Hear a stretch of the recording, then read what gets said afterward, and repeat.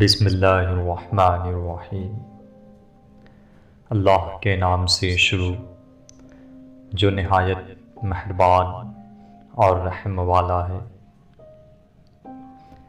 حضرت علی فرماتے ہیں، تم اچھا کرو اور زمانہ برا سمجھے، یہ تمہارے حق میں بہتر ہے، بجائے اس کے تم برا کرو اور زمانہ تم کو اچھا سمجھے۔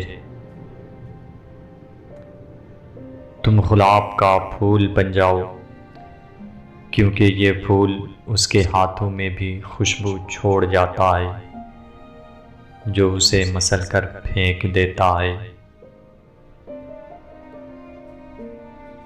اپنی قسمت پہ وہ روتا ہے جو سجدے میں نہیں روتا۔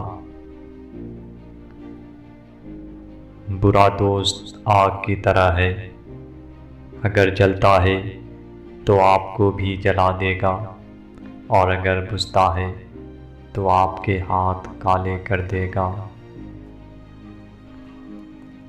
ہر کسی کو اتنی اہمیت دو جتنی وہ تم کو دیتا ہے، اگر کم دو گے گھمنڈی کہلاؤ گے، اور اگر زیادہ دو گے خود گر جاؤ گے۔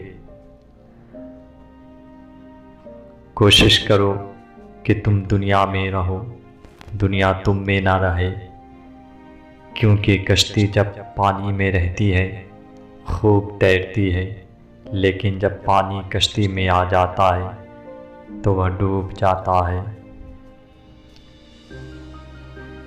جب بھی فارغ وقت ملے تو اپنی ماں کے پاس جا کے بیٹھا کرو، کیونکہ ماں کے ساتھ گزارا ہوا وقت قیامت کے دن نجات کا باعث بنے گا۔